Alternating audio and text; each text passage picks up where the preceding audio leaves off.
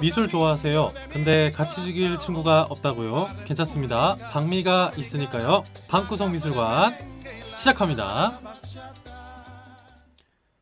네, 안녕하세요 여러분. 네, 미술관 앞 남자 미남입니다. 네, 반갑죠?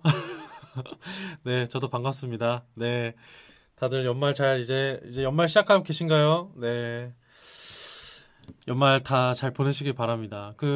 또 코로나 얘기를 안 할 수가 없네. 네, 코로나가 또 뭐 조금 심해져가지고 지금 또 사실 연말에 이제 제가 사실 그랬거든요. 올해 내내 이제 글만 계속 썼잖아요, 제가. 예, 그쵸? 방구석 미술관 2, 그쵸? 한국편.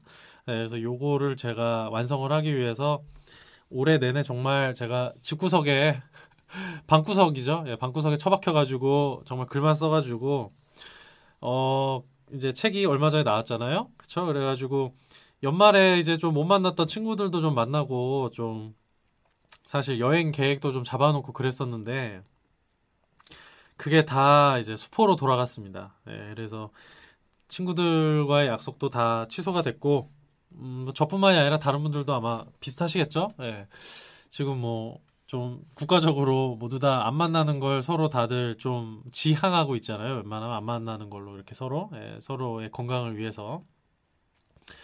참 우리 한국인이 참 대단한 것 같아요. 이런 어떤 위기 상황이 있을 때 항상 이렇게 되게 잘 뭉치지 않나요? 옛날에 이제 저희 IMF 때도 그렇고 진짜 좀 다른 그 국가의 민족들과는 다르게 어떤 국가적인 재난이나 위기 상황이 있을 때는 정말로 이렇게 하나가 되어 가지고 같이 이 난국을 헤쳐나가는 그런 힘을 가지고 있는 것 같아요. 그래서 이번 코로나 이번에 이 안 좋은 사건, 이 지금 사건에서도 사실 그런 우리의 어떤 민족성을 어떤 보여주고 있는 것 같은데, 뭐 저도 마찬가지나 또 약속을 다 취소하고 그러고 있습니다. 네, 그래서 여러분들도 마찬가지실 것 같은데 그래도 가장 중요한 건 지금 시점에서 제일 중요한 건 이제 건강 잘 챙기시고 건강이 제일 중요하잖아요. 아무리 뭔가를 다 하더라도 건강하지 못하면 아무것도 못하기 때문에 건강 꼭 우리 방구석 미술관 애청자 여러분들께서도 꼭 잘 챙기시길 바라겠고 저도 잘 챙기도록 하겠습니다. 그래서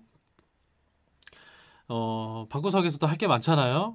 우리 방구석 미술관 2, 그쵸? 한국편 나왔으니까 1탄과 함께 2탄도 재밌게 또 의미 있게 다채롭게 읽어주셨으면 좋겠습니다. 그래서 그런 생각이 들더라고요. 이번 책을 쓰면서 든 생각인데 좀 처음부터 조금 뭐 슬픈 얘기일 수도 있을지 느끼실 수도 있겠지만은 뭐 사실 저는 그렇게 슬프다고 느껴지진 않고 뭐 사실 인생이 뭐 그런 거니까 제가 뭐 앞으로 예를 들어서 정말 운이 좋고 몸이 건강하게 계속해서 몸이 잘 이렇게 운행이 돼주고 그래서 만약에 산다면 뭐 예를 들어서 80세까지 산다. 뭐 100세까지 살 수도 있겠지만 그냥 80세까지 평균 연령이라고 하니까 예를 들어서 80세까지 산다라고 했을 때 제 나이로 치면은 이제 거의 절반에 다가고 있지 않습니까? 그러면은 앞으로 제가 뭔가 글을 써서 책고래 형태로 뭔가 제 작품 저작 활동을 한다라고 했을 때 제가 정말 타이트하게 뭔가 글을 쓰는 것도 뭐 기계적으로 쓸 수 있는 게 아니잖아요. 사람이라는 게 기계적으로 제가 하고 싶지도 않고 제 스스로 이렇게 기계적인 삶으로 만들고 싶지도 않고 그래서 정말로 타이트하게 뭔가 어떤 하나의 글을 썼을 때도 2년에 한 권씩을 만약에 쓸 수 있다라고 했을 때 앞으로 남은 제 인생을 봤을 때 많이 써야 20권밖에 안 되겠더라고요. 근데 그 20권도 안 되는 거죠. 어떻게 사람이 2년에 한 번씩 책을 쓰겠어요. 그건 말도 안 되는 거거든요. 그래서 자신의 혼도 있고, 자신의 에너지의 한계도 있고, 자신이 낼 수 있는 창작열이라는 것도 한계가 있기 때문에 중간에 쉬어주고 또 계속해서 표현만 하게 되면은 이게 또 스스로 되게 공허해질 수 있거든요. 그래서 계속해서 뭔가 새로운 것들을 경험하고 소중한 것들을 경험하면서 또 제가 거기서 또 계속해서 사색을 하고 이런 과정 안에서 또 저만의 창작이 나올 수 있게 되는 거라서 이거를 뭐 무조건 2년에 한 권씩 나오게 하겠다 이거는 말도 안 되는 거고 그 되게 비인간적인 그런 목표인 것 같아요. 근데 2년에 한 권씩을 쓴다는 것도 불가능하지만 만약에 지금 그렇게 한다면 지금까지 스탠스로 한다면 뭐 그럴 수 있을 것 같고 근데 그건 불가능할 것 같고 뭔 소리 하는 거야? 어쨌든간 어쨌든간 남은 시간 동안 저작 활동을 가장 충실하게 만약에 제가 그죠? 와 가장 막 쉼없이 만약에 저작 활동을 한다 제가 집필 활동을 한다라고 했을 때 평생 동안 쓸 수 있는 게 20권이 될 건데 그렇게 생각해 보니까 되게 많지 않구나 이게 내가 저작 활동을 할 수 있는 게 이런 생각이 갑자기 들더라고요. 제가 이 글을 쓰고 있는데 방구석 미술관 투 한국 쓰고 있는데 그런 생각이 갑자기 들더라고요. 근데 당연히 2년에 한 권씩을 당연히 쓰지 못할 거고 뭐 글 쓰는 기계도 아니니까 이 글 쓰는 게 정신적으로 굉장히 큰 그 어떤 그 에너지가 들어가는 작업이더라고요. 저도 해보니까 그래서 제 스스로 어떤 정신이나 영혼적인 부분들을 제 스스로 잘 관리하고 잘 보듬어주고 이러는 게 굉장히 중요하겠다 그런 생각이 들어요. 그래서 뭐 그런 생각이 들더라고요. 뭐 따로 준비한 건 아니고요. 어차피 제 방송은 뭔가 준비하고 하는 방송 아니잖아요. 그래서 이런 얘기 듣고 싶으신 분들이 듣는 거잖아요. 그래서 뭐 저도 알고 있고 저는 뭐 많은 분들이 듣는 걸 원치 않습니다. 저란 사람이 많은 분들이 이제 좋아할 만한 얘기를 하는 사람도 아니기 때문에 저는 단지 이제 미술의 참맛을 전할 뿐입니다. 참맛을 들으시는 분들께서 미술을 정말 제대로 즐기셨으면 좋겠어요. 그래서 그렇게 오늘 방송도 시작을 해봅니다. 아마도 이번 방송이 올해 제 마지막 방송이 되지 않을까 생각을 하면서 좀 준비를 했어요. 제가 12월 달에는 쉬지 않습니까? 그렇죠? 휴지기를 좀 갖기 때문에 이번 방송이 올해 마지막 방송. 아니, 이제 방송 안 한다 이 말이 아니고 올해 마지막 방송. 우리 애청자 여러분들은 알고 계시죠? 좀 12월은 제가 휴지기로 좀 보냅니다. 그래서 마지막 방송으로 생각하면서 좀 준비를 했고요. 저도 올해 내내 엄청나게 제 영혼이나 정신력을 다 쏟아부으면서 글을 써가지고 책을 내고 난 이후에는 정말로 아무것도 하기가 싫더라고요. 지금도 마찬가지예요. 정말 아무것도 하기가 싫은 거예요, 지금. 그러니까 모든 정말 제가 자부해서 얘기할 수 있는 게 제 모든 걸 다 쏟아붓기 때문에 지금 에너지가 없는 거예요, 제가. 그래서 사실 아무것도 하기 싫고 그냥 막 쉬고만 싶어요. 근데 이제 책이 나왔기 때문에 뭔가 인터뷰도 있고 뭐 여러 가지 이렇게 또 활동들이 생기고 그래가지고 진행은 하고 있는데 저도 좀 활동 조금 하다가 다시 좀 완전히 풀로 쉬는 좀 그러한 스케줄을 좀 만들려고 해요. 그래서 쉬는 게 정말 중요하다고 생각해요. 그렇게 생각을 합니다. 사람이라고 하는 것이 꼭 필요한 게 쉼이고 그렇게 생각을 하기 때문에 그렇고요. 어쨌든간 방송을 좀 시작해 볼게요. 제가 오늘 방송을 고민을 했어요. 어떤 작가로 올해 2020년의 마지막 좀 녹음이 될 것 같은데 누구로 할까를 고민을 했어요. 그래서 여러 작가들을 좀 생각을 하고 있었어요. 좀 더 고민을 하게 되더라고요. 근데 그러다가 이 작가 듀오죠, 듀오. 두 명의 작가, 예술가를 제가 방구석에 모셔왔습니다. 아무래도 이 작가분께서 이분 중에 이제 남자, 여자 이렇게 두 분이 계시죠? 그래서 그 이름을 얘기하죠. 크리스토와 잔 클로드, 그렇죠? 잔 크리스토래. 크리스토와 잔 클로드. 잔 클로드 그리고 크리스토 이렇게 두 명의 예술가가 부부 예술가죠. 그래서 되게 워낙 뭐 유명하고 세계적인 예술가죠. 그래서 뭐 우리 방구석 애청자 여러분들께서도 뭐 대부분 다 아시리라 생각이 되고 뭐 모르시는 분들도 계셔도 상관없습니다. 제가 오늘 방송 저랑 같이 들으시면서 이제 아시면 되는 거니까 그러시면 되고요. 이 미술이라는 것이 누군가가 누군가한테 가르쳐 줄 수 있고 그런 게 아니에요. 제가 지금 말하는 것이 나중에 알게 되실 거예요. 그래서 이 미술이라고 하는 게 누가 누구를 가르칠 수 있는 게 아니에요. 절대 그럴 수가 없는 영역이거든요. 그렇기 때문에 선생이라는 것이 존재할 수도 없고 누군가가 알고 있기 때문에 내가 이걸 가르쳐 줄게 이것도 말이 안 돼요. 그래서 이 말이 무슨 뜻인지 나중에 알게 되실 거예요. 지금 공감이 많이 안 가시는 분들께서는 알게 되실 겁니다. 그렇기 때문에 내가 선생님이요, 내가 미술을 가르쳐 주겠소 이렇게 하시는 분들은 다 미술을 모르시는 분들이라고 생각하시면 됩니다. 진짜예요. 미술이라는 건 누구도 알 수 없는 영역이기 때문에 그렇게 할 수가 없어요. 자, 어쨌든간 오늘 제가 크리스토와 잔 클로드 이 두 부부 예술가의 얘기를 좀 같이 방구석에서 나눠보고자 합니다. 마지막으로 오늘 이번 방송 마지막으로 제가 왜 이 작가 부부를 선택했을까? 그거는 한번 들어보시면서 같이 생각을 해보시면 좋지 않을까 싶습니다. 예. 그래서 같이 한번 얘기를 해봐요. 네. 이 크리스토 잔클로드, 아무래도 이 크리스토 같은 경우는 크리스토 자바체프거든요. 이분 같은 경우는 올해 돌아가셨죠. 올해 5월 달에 아마 제가 돌아가신 걸로 알고 있어요. 그래서 굉장히 그 일반 매체에서도 많이 나왔죠. 이 크리스토라는 예술가가 세상을 떠났다라는 것이 올해 5월 달에 많이 나왔었고, 그래서 이 미술계에서도 많이 얘기가 나왔었어요. 예, 그런 것도 있었고, 이분의 아내 되시는 분은 그 전에 돌아가셨죠. 2009년에 잔클로드 돌아가셨어요. 그래서 올해 이제 세상을 떠나시기도 해서 계속해서 좀 더 많이 이제 좀 내리에 남아있기도 했었고, 또 마지막 방송을 하는 이유는 또 오늘 같이 방송을 하다 보면 자연스럽게 왜 이 미남 조원재가 왜 이 크리스토 잔클로드를 2020년의 마지막 작가로 선정을 했을까? 같이 생각해 보시면서 들어주시면 좋을 것 같습니다. 네.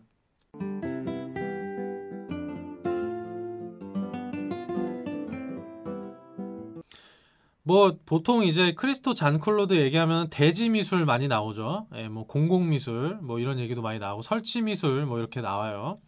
근데 뭐 그리고 뭐 이분들이 뭐 20세기의 앙파크타주 뭐 패킹이라고 불리는 거죠. 예, 미술 이런 형식을 어떤 정립시킨 예술가다라고 이렇게 보통 이제 교과서적으로 소개하지만 이런 단어들은 제가 항상 얘기하지만 하등 중요한 것들은 사실 아닙니다. 예. 왜냐하면 이러한 단어들을 알고 있다고 해서 이 예술가들이 만들어내는 창작물을 제대로 즐길 수 있는 거는 사실 아니거든요. 절대 아니거든요. 이걸 안다고 무슨 창작물을 제대로 즐깁니까? 아니잖아요. 예, 이런 단어들은 추후에 학술적으로 이제 정의가 된 거예요. 다른 사람들에 의해서. 그렇기 때문에 그 굉장히 이제 외면에 있는 그러한 단어들이 되는 것이고, 중요한 건 이 사람들의 작품들이 무엇인가 인지를 우리가 이제 들여다보는 게 중요하겠죠. 그래서 오늘 그 시간들을 좀 갖겠습니다. 사진을 제가 역시 그 우리 컷캐스트에 제가 올려놓을게요. 그래서 이분들의 사진이라든지 이분들의 작품 사진 같은 것들도 제가 제 컷캐스트에다 좀 올려놓도록 하겠습니다. 제 컷캐스트 아시죠? 네, 블로그에 들어오시면 돼요. 그래서 blog.naver.com/미남쇼 그쵸? MINAMSHOW 이렇게 검색을 하세요. 네이버 블로그에요. 검색하시면 나옵니다. 그래서 오늘 소개하는 작품들의 좀 자료들도 제가 좀 같이 볼 수 있게 하도록 할게요. 그리고 뭐 제 SNS 채널들이 있죠. SNS 채널들이 있습니다. 이거는 이제 제가 일상에서 예술에 대해서 느끼고 생각하는 것들을 자유롭게 그냥 풀어놓는 그러한 제 메모장 같은 거예요. 그래서 그거를 같이 즐기시고 일상에서 싶으시다 하시면 들어오셔서 그냥 그 팔로우를 하시든 뭐 구독을 하시든 하시면 됩니다. 예, 뭐 팔로우 수 이런 것도 중요하지 않아요. 뭐 제가 연예인도 아닌데 무슨 뭐 그런 팔로우 수에 집착하지 않고요. 인스타그램이나 페이스북 들어오시면 되는데 주로 인스타그램을 많이 해요. 그래서 인스타그램에 하시는 분들은 들어오시면 뭐 좋을 것 같고, 제 유튜브 채널이 있기도 한데 제 유튜브 채널은 사실 요즘에 잘 안 합니다. 그래서 예, 저한테 잘 안 맞아요. 예, 이게 영상이라는 매체 자체가 뭔가 이렇게 제가 어쨌든 뭔가 꾸며야 되고 이러는 게 좀 싫고 제 스타일에 안 맞고 어떤 이게 미술에 대한 본질적인 것들을 얘기하기가 힘들더라고요. 영상 매체로는요. 예, 그래서 그 보여주는 거에 더 좀 집착하게 되고 그런 것들이 있더라고요. 유튜브라는 매체 자체가. 다른 분들은 어떠실지 모르겠지만 저는 그렇다는 겁니다. 그리고 그걸 뭐 굳이 제가 광고 수익을 얻자고 그런 채널 운영하고 싶지도 않고 저는 그래갖고 일단은 지금 크게 운영하고 있지는 않은데 어쨌든 앞으로 좀 올릴 건 있긴 있어요. 팟캐스트를 일단 좀 올려볼까 이런 생각은 있습니다. 어쨌든 뭐 제가 중요한 것에 좀 집중을 하니까 저는 팟캐스트가 저한테 더 소중하네요. 그래서 팟캐스트로 얘기를 좀 해보도록 하겠습니다. 네, 꾸밈없는 방송 방구석미술관 2020년에 어쨌든 마지막 작가 소개하도록 할게요.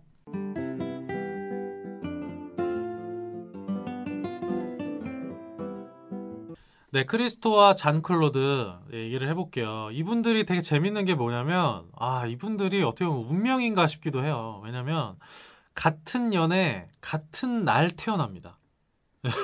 그쵸? 그쵸? 네, 이게 되게 놀라운 사실이에요. 이 두 분의 생년월일이 똑같습니다. 1935년 6월 13일. 예. 똑같은 해에 똑같은 날 둘이 태어나요.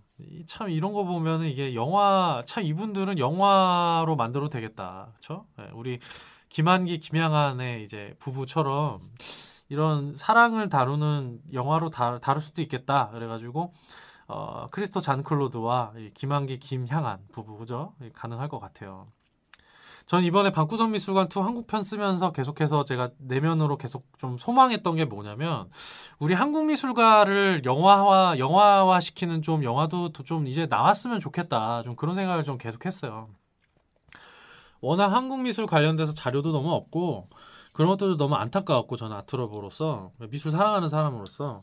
그리고 참 그 서양 화가들이나 서양 예술가들에 대한 영화들은 참 많은데, 왜 우리나라 한국 미술가들에 대한 영화는 왜 없을까? 좀 그게 되게 좀 안타까웠거든요. 그래서, 그러니까 제 작은 바람이라면은, 앞으로 좀 뭔가 뭐, 제 책이 어떤 작은 힘이 될 수도 있을 거고, 충분히 가능할 것 같거든요. 김한기, 김양한 부부의 이야기라든지 거기에서 어떤 김한기의 어떤 예술이 탄생하는 부분 이런 것들도 영화 당연히 만들 수 있을 것 같고, 이응로 같은 경우라든지 아니면 뭐 나혜석 같은 경우라든지 충분히 영화화가 가능한 부분이고, 좀 누군가 이제 준비를 좀 해주시지 않을까 이런 생각이 좀 들기도 합니다.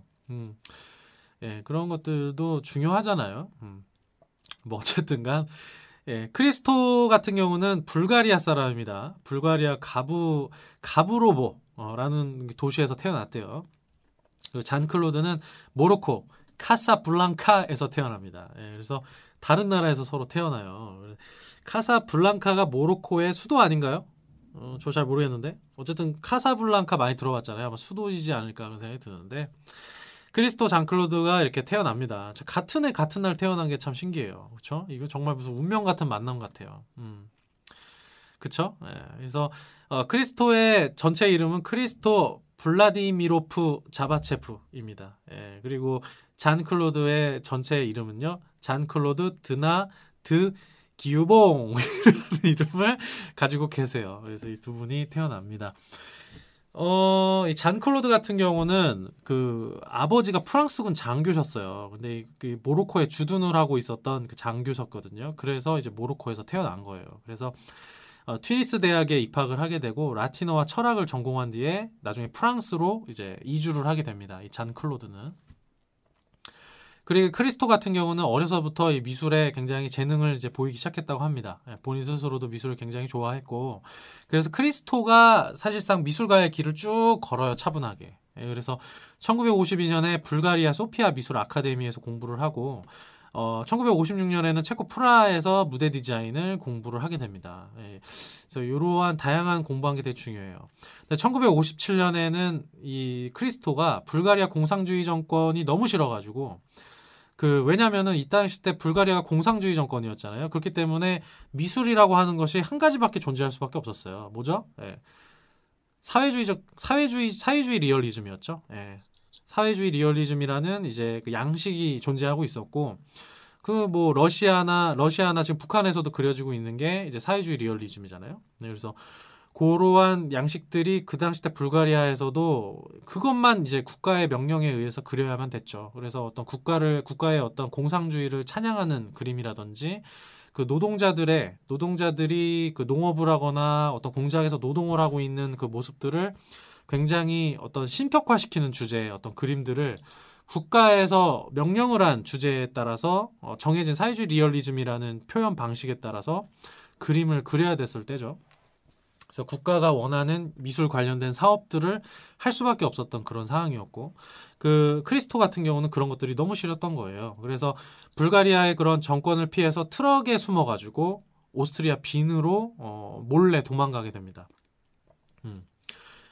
그래서 이러한 모습들이 이제 크리스토가 지금의 이제 세계적 예술가가 되는 어떤 시작이다라고 좀 볼 수가 있어요. 크리스토가 인터뷰에서 당신에게 예술이란 무엇인가요? 라는 이런 질문을 받았을 때 크리스토가 이렇게 답변을 했습니다. 모두 우리 자신을 위한 거다. 매우 흥미진진하고 아름답고 유니크한 것. 다른 누군가를 위해 한다면 선전, 프로파간다겠지. 그 짓을 안 하려고 불가리아에서 도망을 나왔어. 라고 이제 그 크리스토가 얘기를 했거든요. 그래서 이렇게 예술이라고 하는 것이 선전이라고 하는 어떤 목적에만 그 딱 치중이 되어 있는 그런 공산주의 정권에서 벗어나가지고 나한테 내 자신에게 너무 흥미진진하고 재밌고 하고 싶은 것을 하고 싶다. 그런 예술을 하기 위해서 자신의 조국에서 탈출해 나와서 다시 공부를 시작한 거죠. 그래서 오스트리아 비엔나에 가가지고 또 공부를 합니다. 그래서 이때 조각을 또 공부를 해요. 그러니까 이분이 되게 보면은 미술 공부를 되게 다양하게 한 거예요. 회화도 공부하고 무대 디자인도 공부를 하고 조각도 공부를 했어요. 근데 이러한 이제 미술가로서 이런 다양한 분야, 미술에서도 다양한 분야에서 이렇게 공부할 수 있었던 게 이분이 앞으로 우리가 알고 있는 그 크리스토 잔 클로드의 작업이 나오게 되는데 또 중요한 밑거름이 된 것도 사실입니다. 그렇죠? 그래서 1958년에는 이제 유럽의 중심지, 예술의 중심지였죠. 그 당시 때 파리에서 이제 활동을 하고 싶었기 때문에 스위스 제네바를 거쳐가지고 1958년에 파리로 이제 건너오게 됩니다. 크리스토가. 그래서 이때는 처음에는 추상화 같은 거를 좀 그렸어요. 예. 근데 추상화를 그리다가 이분이 이제 자기만의 트레이드마크가 될 수 있는 작업의 어떤 형식, 표현 형식을 만들게 되는데 그게 바로 랩핑이죠, 랩핑. 예. 뭐 요즘에 워낙 많이 하는 거죠, 이 랩핑이라고 하는 거. 그쵸? 뭐 20세기 후반에 와가지고는 이 랩핑이라고 하는 것이 광고, 그쵸? 대중매체 광고의 그 표현 방식을 많이 차용해 와가지고 바바라 쿠르거 같은 경우는 광고 형식의 이제 랩핑을 하는 것들을 많이 이제 사용을 하게 되죠. 그런 모습을 보여주고 얼마 전에 우리 지금도 전시하고 있죠. 국립현대미술관 양혜규 전시도 보게 되면은 전체적인 전시장을 자신이 굉장히 뭐랄까 과거와 현대와 미래 같은 것들을 다 이렇게 짬뽕 시켜 놓은 그 디자인의 어떤 그 랩핑지를 만들어 가지고 이제 쭉 벽에다가 이제 랩핑을 해 놓는 그런 방식도 볼 수 있게 되죠.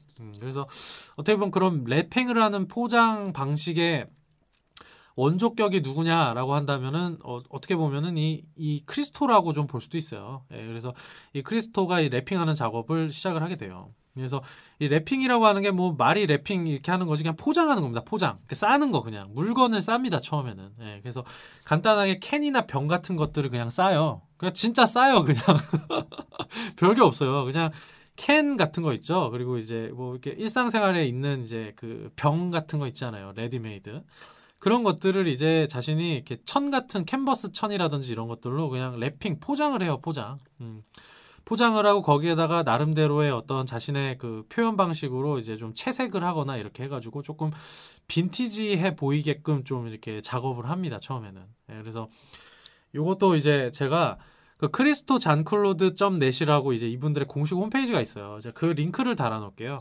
거기가 제일 좋습니다. 예, 그래서 제가 따로 사진을 이렇게 해놓는 것보다 사실 그리고 좀 저작권의 문제도 있고 제가 사진을 직접 올리는 것보다는 이 링크를 제가 좀 걸어놓을게요. 그래서 이 링크로 들어가시면은 보실 수 있고 이 두 부부 예술가가 홈페이지를 또 굉장히 보기 좋게 잘 이제 기획을 해서 구성을 해놨어요. 그래가지고 그 전체적인 이 예술가의 작품을 쭉 잘 볼 수가 있습니다. 그래서 제가 이 사이트 해놓을 테니까 가서 좀 보시면 좋을 것 같아요. 그래서 처음에는 이제 캔이나 병 같은 작은 것들 있잖아요. 그런 것들을 이제 포장을 합니다.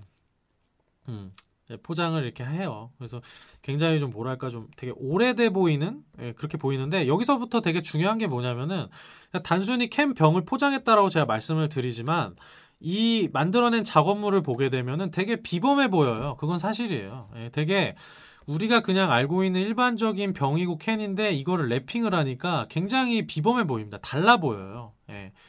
달라 보입니다. 그냥. 여기서부터 어떻게 보면 이 크리스토의 예술가적인 어떤 재능이 사실 되게 잘 보여요.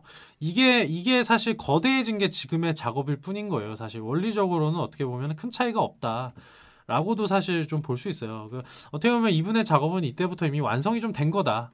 근데 그거를 지금에 와서는 거대해지고 자신이 원하는 내면에 있는 것들을 실제로 실현시킨 거다라고 좀 볼 수가 있을 것 같고 이분이 포장하는 대상물을 점점 크기를 키우죠. 처음에는 캔이나 병 같은 작은 것들을 시작했다가 그 바로 진행한 게 이제 배럴통 있죠. 배럴통. 그쵸? 이제 원유통 같은 거 있잖아요. 원유 담겨져 있는 큰 통, 배럴통. 그 배럴통을 이제 감싸기 시작합니다. 포장을 하기 시작해요. 그래서 그것도 1958년 파리에 와가지고 이제 같이 진행을 하게 되는 작업이에요. 그래서 이제 뭐 캔이랑 병을 하다 보니까 좀 더 커다란 거에다가 하고 싶다라는 그런 생각이 드셨겠죠. 네, 그래가지고 실제 배럴통에다가 포장을 하고 그거를 이제 좀 조각처럼 이렇게 설치를 합니다. 이렇게 좀 쌓아 올린다든지 쌓아놓고 이제 넓이와 폭을 계속해서 뭐 한 20개, 50개 정도를 이렇게 쌓아놓는다라든지 이런 좀 표현 방식하거나 뭐 전시장 갤러리 전체 벽면에다가 그 배럴통을 쫙 쌓아놔가지고 벽면이 보이지 않게 이렇게 좀 설치를 하는 작업들도 좀 보이고요. 다양한 배럴통으로 다양한 이제 설치 작업을 하는데 이때 작업은 사실 딱 봤을 때는 우리가 뭔가 이제 시각적으로 사실 조형미가 완성되어 있다라고 좀 보기는 어려워요. 예. 근데 이제 이런 것들이 이제 이 크리스토라는 작가가 계속해서 평생을 연구를 했고 2018년에 사실 이 배럴통을 이용해서 정점에 오른 자신의 마지막 배럴통 작업이라고 할 수 있는 게 런던 마스타바라는 작업이 있죠. 2018년 작업이고 이 작업도 뭐 워낙 또 유명하기 때문에 뭐 아시는 분들은 아실 거예요. 그래서 이게 몇 개지? 이게 그 7,500개의 그 7,500개의 이 배럴통 있죠.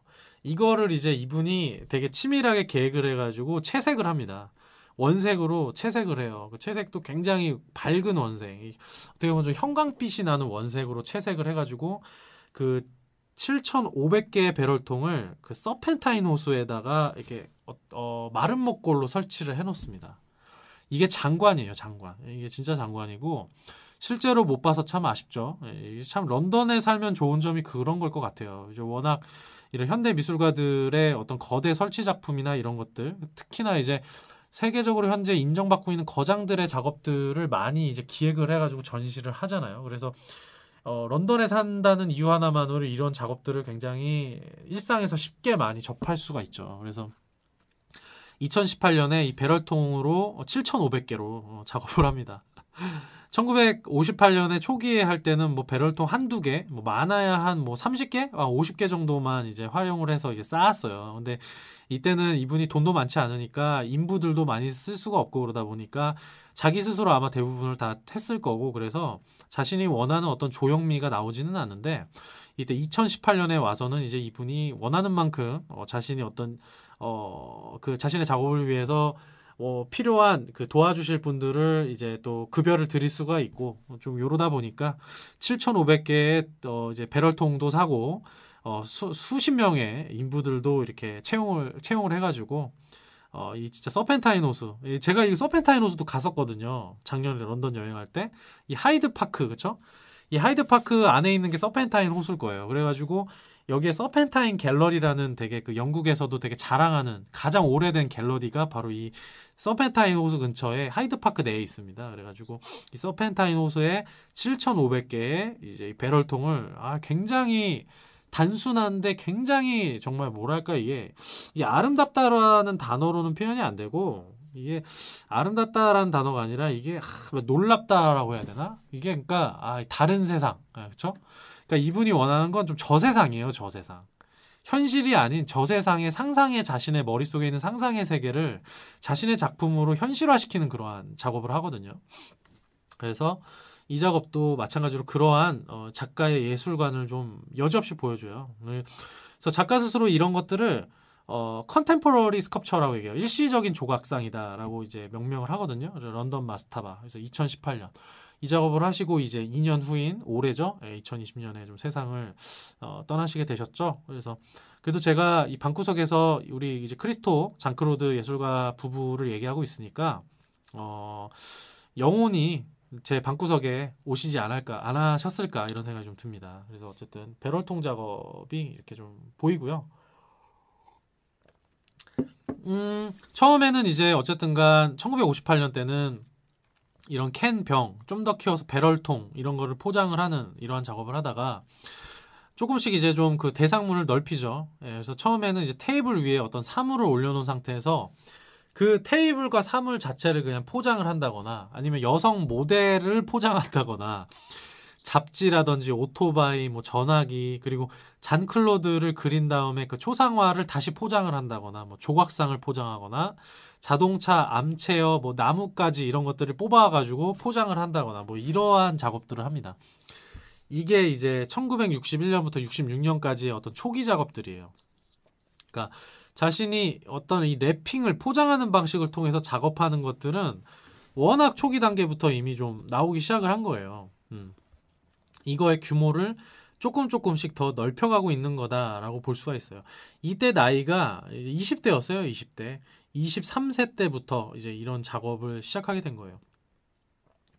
이제 이 크리스토가 근데 이제 23대 이런 어린 나이 때부터 이전 새로운 표현 방식이잖아요. 이 포장을 싼다라고 하는 어떤 물체를 싼다라고 하는 이런 방식이, 예, 그렇죠? 이거를 이 사람의 핵심 조형 언어로 이제 착안을 하게 된 계기가 있을 건데, 이 계기로 많이 이제 우리가 얘기하는 거가 자신의 조국 불가리아에서 이제 공산주의 정권이잖아요. 거기에서 이제 그 자신이 대학에서 미술 교육을 받을 때 그 당시 때 경험이 이제 어떤 한 영감의 원천이 되지 않았냐라는 그런 말이 있어요. 그래서 앞서 말씀드렸듯이 이 불가리아는 공산주의 정권이었고 그래서 사회주의 리얼리즘의 어떤 표현 방식을 채택을 하고 있었기 때문에 그러한 그림만을 그려야 됐었고 크리스토가 대학 생활을 하고 있을 때 정부가 이제 명령하는 예술 프로젝트에 동원돼 가지고 그런 작업을 했어야 됐었죠. 대표적으로 이제 그 서쪽으로 가는 유럽 횡단 열차 철도 근처 환경들을 단장하는 사업들을 많이 했었대요. 왜냐면은 이제 사회주의 국가 입장에서는 자신네들이 되게 풍요롭게 살고 있다라는 것들을 이제 미술로 보여주고 싶어 했었기 때문에 그 이제 서유럽 쪽으로 가는 그 기차에 자신의 불가리아 국경 쪽에 있는 이제 그 환경들이 굉장히 아름답고 굉장히 잘 이제 관리가 되어 있는 모습들을 보여줘야 됐기 때문에 그 당시 때 미술가들을 동원해서 그런 것들을 만들게 한 거죠. 그래서 뭐 거기 주변에 있는 농기계라든지 농기구 같은 것들을 이제 안 보이게 방수청 같은 것들로 덮어놓는다라든지 이러한 이제 일들을 했었었대요. 그래서 이때 이제 포장을 하는 작업들을 경험을 했었었고 이게 이제 파리에 와서 나만의 어떤 표현 방식을 뭘 찾아야 되냐를 자연스럽게 고민을 하게 될 거잖아요. 그리고 유럽 안에서도 이 불가리아라는 국가는 사실 동유럽에 있고 사실 서유럽 국가에서 봤을 때는 아웃사이더라고 사실 이제 여겨져 왔었잖아요. 그런 측면에서 이 그 자기 스스로도 뭔가 이 파리에 있는 예술가들이 사용하고 있는 어떤 이 창작 방식을 자신도 그대로 모방해서 사용한다면 성공할 가능성이 적다라고 하는 것을 자연스럽게 직감했을 겁니다. 그러면은 본인 스스로 파리에서 나만의 표현 방식을 뭘 찾을까를 한다면 결국에 자신의 과거 안에서 있었던 자기만의 독특한 경험을 찾을 수밖에 없고 그 독특한 경험이라고 하는 것은 결국에는 자신의 국가, 자신의 조국, 그죠? 불가리아. 사회주의 국가에서 경험했었던 어떤 미술 표현 방식. 거기에서 뭔가 뭐 패러디를 하던 그것에 대한 비판적인 생각을 갖고 있었던 뭔가 거기 안에서 자신만의 독특한 표현 방식을 갖고 올 수 있었고 그 당시 때 포장을 했었던 경험들을 자신의 파리에 와서 자신의 예술의 핵심적인 어떤 조형 언어로 채택을 했다라고 좀 볼 수 있죠. 예. 그 당시 때 서유럽 쪽에서는 이제 사회주의가 아니었잖아요. 예. 자본주의였고 어떤 좀 뭐 민주주의를 채택하고 있었기 때문에 정치적으로는 이러한 부분들이 크리스토에게는 또 특별하게 다가왔을 거예요. 이런 부분들은 제가 이번에 쓴 이제 우리 한국편, 그쵸? 방구석 미술관 2 한국편을 보셔도 좀 보이는 부분이죠. 결국에는 자신이 과거에서부터 지금까지 경험해 왔던 게 정말 중요한 거죠. 뭔가 새로운 것들을 자꾸만 발견해내서 얻으려고 하는 거라든지 다른 사람이 하고 있는 게 좋아 보이니까 그걸 베끼는 것보다 그런 것들은 사실 되게 양심이 없는 거죠. 예, 자신 스스로 자신이 정말 고민을 해서 창조해내지도 않은 아이디어를 마치 자기 거인 양 베껴서 하는 건 사기꾼이죠, 사기꾼. 예, 그리고 일상생활에서 그런 것들이 워낙 너무 많이 보이잖아요. 또 일상을 보면 그렇죠. 예, 그런 사람들이 참 많습니다. 양심이 없는 거죠. 예, 그래서 뭐 어떻게 보면 자기 혼자 잘 보겠다라고 하는 그런 심리겠지만 자기 내면에 아무것도 없는 상태에서 남의 거를 베껴가지고 하는 게 자신한테 얼마나 의미가 있을까 하는 의문입니다. 저는 사실. 예, 그래서 크리스토도 그런 예술가가 아니었고 자기 내면에 있는 어떤 그런 과거의 경험들을 가져옵니다. 자, 그리고 이 1958년에 파리에 와서 어떤 자신의 핵심적인 어떤 표현 방식, 그쵸? 표현 전략이다라고도 얘기할 수 있는 이 포장, 그쵸? 싸는 거, 랩핑, 그쵸? 예, 그냥 싸는 거라고 보시면 돼요. 이거를 이제 자신이 발견해서 작업을 막 열심히 하고 있었어요. 이런 과정에서 이제 운명적인 만남이 이제 벌어집니다. 바로 오늘의 주인공 또 잔 클로드를 이 파리에서 만나게 돼요. 아무래도 이 당시 때 크리스토가 가난한 예술가였기 때문에 이제 초상화 주문 같은 것들도 받아가지고 자신의 생계를 위해서 초상화도 그려줬단 말이에요. 그래서 초상화 주문을 받고 갔어요. 그 프레실다 드 기유봉이라는 분의 초상화를 그리러 갔는데 다름 아닌 바로 이 프레실다 드 기유봉의 딸이 바로 이 잔 클로드였던 거예요. 잔 클로드 드 기유봉이잖아요. 그쵸? 네, 그래가지고 여기에서 바로 이 크리스토와 잔 클로드가 만나게 됩니다. 근데 이 잔 클로드는 이 당시 때 이미 결혼한 사람이었어요. 예, 유부녀셨습니다. 결혼을 한 상태였어요. 어떻게 그 이전에 남자와 결혼을 했는지 그런 것들은 모르겠는데 결혼한 상태였는데 이 잔 클로드가 이 크리스토를 만났을 때 둘이 너무 잘 통했던 거예요. 그래서 이제 이 잔 클로드는 이제 미술을 전공하지는 않았잖아요.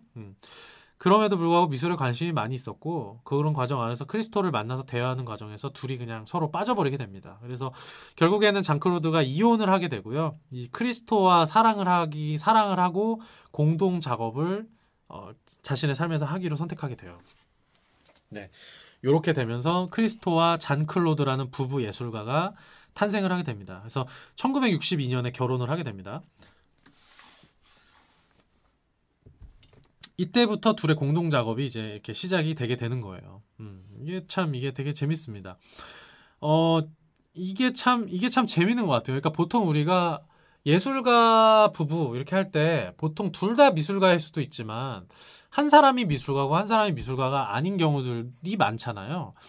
그러면 보통 이제 그 한 사람이 미술가인 사람들만 미술을 하고 다른 한 사람은 자신이 갖고 있는 다른 일을 하거나 이럴 텐데 잔 클로드 같은 경우는 미술 전공도 아니었고 미술가가 되겠다는 생각을 갖고 있었던 사람이 아니었던 거죠.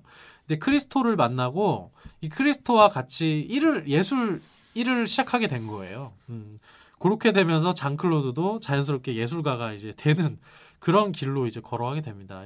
이 두 부부 예술가의 이 삶 자체가 되게 예술적이에요. 제가 봤을 때. 그렇지 않나요? 이게 우리 청취자 여러분들과 제가 오늘 만들어 같이 고민해야 되고 같이 느껴봐야 될 그런 생각 지점이다라고 저는 생각이 돼요. 그래서 둘의 이런 공동 작업이 시작이 됩니다. 그리고 이제 이렇게 되면서 점점 크리스토의 작업의 규모가 커지기 시작해요. 예. 그래서 점점 어떤 우리 건축물 있죠? 어떤 공공 건축물이라든지 공공 기물이라든지 이런 쪽에다가 자신의 포장하는 그런 표현 전략을 채택해서 점점 자신의 작업이 커지기 시작해요.